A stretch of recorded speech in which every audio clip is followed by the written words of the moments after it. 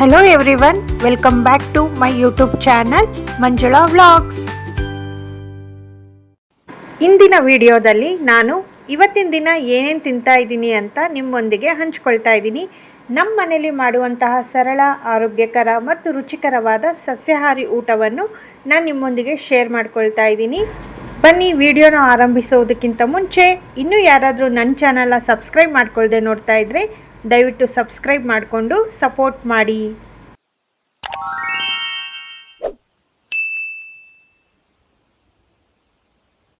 ನನ್ನ ದಿನವನ್ನು ಪ್ರತಿದಿನ ಬಿಸಿ ನೀರು ಕುಡಿಯೋದ್ರ ಜೊತೆಲಿ ಈ ರೀತಿಯಾಗಿ ಜೀರಿಗೆ ನೀರನ್ನು ಕುಡಿತಾ ಬರ್ತಾ ಇದ್ದೀನಿ. ಈ ರೀತಿಯಾಗಿ ನನ್ನ ದಿನನ ಆರಂಭ ಮಾಡ್ತೀನಿ. ಹಾಗೆ ಇವತ್ತಿನ ಬ್ರೇಕ್ಫಾಸ್ಟ್ಗೆ ನಾನು ಡ್ರೈ ಫ್ರೂಟ್ಸಿಂದ ಮಾಡಿರುವಂತಹ ಸ್ಮೂದಿನ ಮಾಡಿಕೊಂಡಿದ್ದೆ. ಆರೋಗ್ಯಕ್ಕೂ ಎಷ್ಟು ಒಳ್ಳೆಯದೋ ಅಷ್ಟೇ ರುಚಿಯಾಗಿರುತ್ತೆ ಈ ಡ್ರೈ ಫ್ರೂಟ್ ಸ್ಮೂದಿ. ಬನ್ನಿ ಹೇಗೆ ಮಾಡೋದು ಅಂತ ನೋಡೋಣ. ಒಂದಿನ ರಾತ್ರಿ ಮುಂಚೆನೇ ಮಿಕ್ಸ್ ಡ್ರೈ ಫ್ರೂಟ್ಸ್ನೆಲ್ಲ ನಾನು ಈ ರೀತಿ ನೀರಲ್ಲಿ ನೆನೆಸಿ ಇಟ್ಟಿದ್ದೆ. ಚೆನ್ನಾಗಿ ಎಲ್ಲ ನೆಂದ್ಕೊಂಡಿದೆ. ಕೆಲವೊಂದು ಬೀಜ ಇರುತ್ತಲ್ವ, ಈ ಖರ್ಜೂರ, ಅಂಜೂರ ಈ ಥರದ್ದು ಬೀಜನೆಲ್ಲ ತೆಗಿತಾ ಇದ್ದೀನಿ. ಜೊತೆಗೆ ಹತ್ತಿ ಹಣ್ಣು ಕೂಡ ಇತ್ತು, ಅದರದ್ದು ಬೀಜ ಎಲ್ಲ ತೆಗೆದು ಇಟ್ಕೊಂಡಿದ್ದೀನಿ. ಇದನ್ನು ಇದಿಷ್ಟನ್ನು ನೀರಿನ ಸಮೇತವಾಗಿಯೇ ಒಂದು ಮಿಕ್ಸಿ ಜಾರ್ಗೆ ಹಾಕಿ ಪೂರ್ತಿ ಸಣ್ಣಗೆ ಅಂದರೆ ನುಣ್ಣಗೆ ಗಂಧ ಥರ ಇರಬೇಕು ಪೇಸ್ಟು, ಆ ರೀತಿಯಾಗಿ ಮಾಡಿ ಇಟ್ಕೊಳ್ತಾ ಇದ್ದೀನಿ. ಫೈನ್ ಪೇಸ್ಟಾಗಿ ಮಾಡ್ತಾ ಇದ್ದೀನಿ.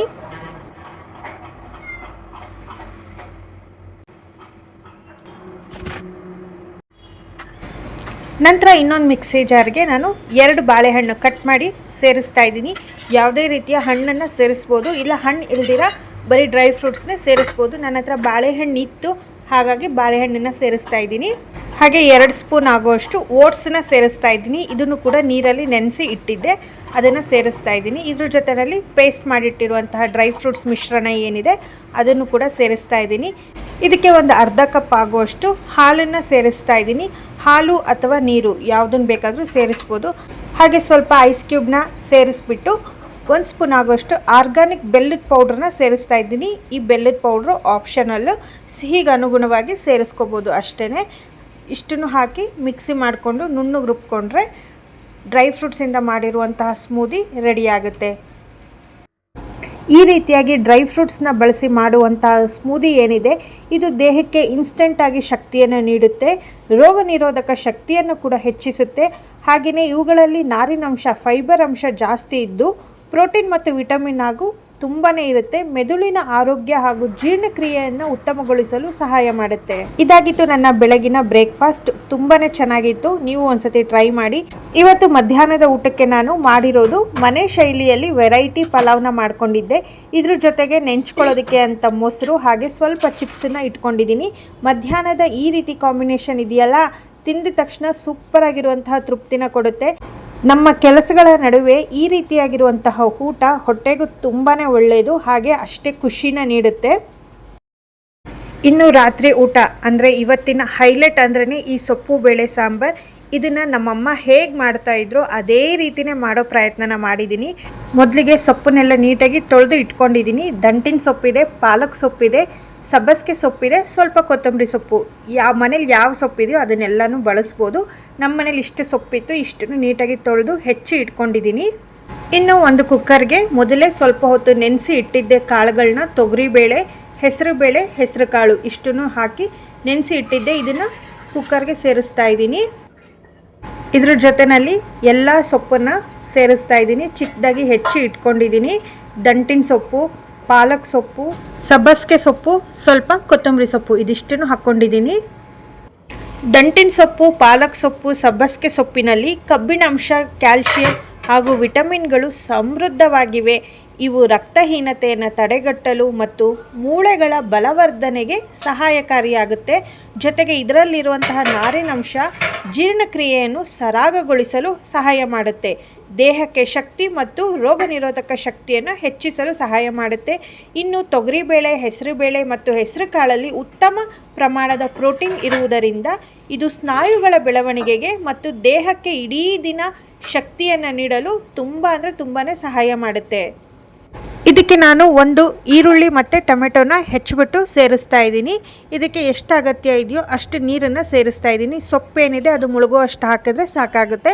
ಹಾಗೆಯೇ ಚಿಟಿಕೆಯಷ್ಟು ಕಲ್ಲುಪ್ಪನ್ನು ಹಾಕಿ ಕುಕ್ಕರ್ ಲಿಡ್ಡನ್ನು ಮುಚ್ಚಿ 2 ರಿಂದ 3 ವಿಷಲ್ನ ಕೂಗಿಸ್ಕೊಳ್ತಾ ಇದ್ದೀನಿ.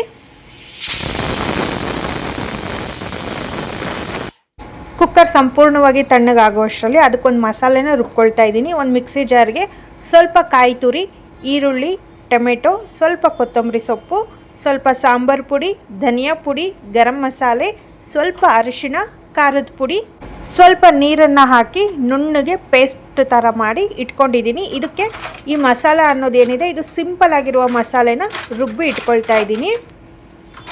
ನನ್ನ ತಾಯಿನೂ ನಮ್ಮಮ್ಮ ಏನಿದ್ದಾರೆ ಅವರು ಈ ರೀತಿಯಾಗಿ ಸೊಪ್ಪು ಬೇಳೆ ಸಾರನ್ನ ಮಾಡ್ತಾಯಿದ್ರು. ಅವರು ಹೆಸರು ಕಾಳನ್ನ ಉಪಯೋಗಿಸ್ತಾ ಇರಲಿಲ್ಲ, ನಾನು ಹೆಸರು ಕಾಳನ್ನ ಹಾಕ್ತಾಯಿದ್ದೀನಿ.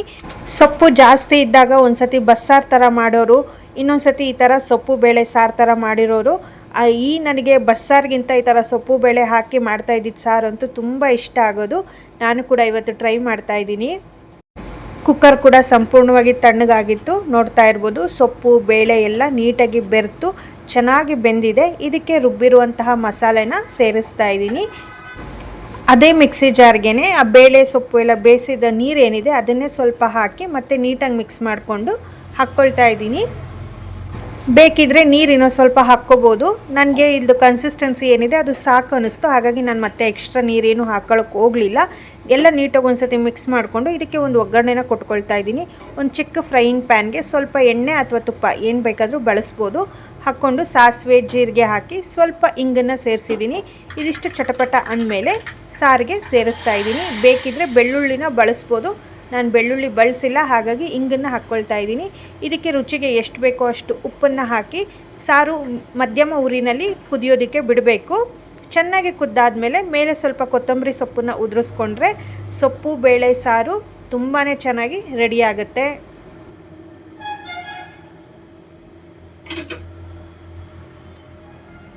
ಸಬ್ಬಸಿಗೆ ಸೊಪ್ಪು ಬಳಸಿರೋದ್ರಿಂದ ಇಡೀ ಮನೆ ಸುವಾಸನೆಯಿಂದ ತುಂಬಿಕೊಳ್ಳುತ್ತೆ. ಬಿಸಿ ಬಿಸಿ ಅನ್ನದ ಮೇಲೆ ಈ ಸೊಪ್ಪು ಬೇಳೆ ಸಾಂಬಾರನ್ನ ಹಾಕಿ ಮೇಲೆ ಸ್ವಲ್ಪ ತುಪ್ಪ ಹಾಕ್ಕೊಂಡು ತಿಂತಾಯಿದ್ರೆ ನಿಜವಾಗ್ಲೂ ಸ್ವರ್ಗ ಅಂತ ಹೇಳ್ಬೋದು. ತುಂಬ ಚೆನ್ನಾಗಿರುತ್ತೆ. ಒಂದು ಸತಿ ಈ ರೀತಿಯಾಗಿ ಟ್ರೈ ಮಾಡಿ ನೋಡಿ.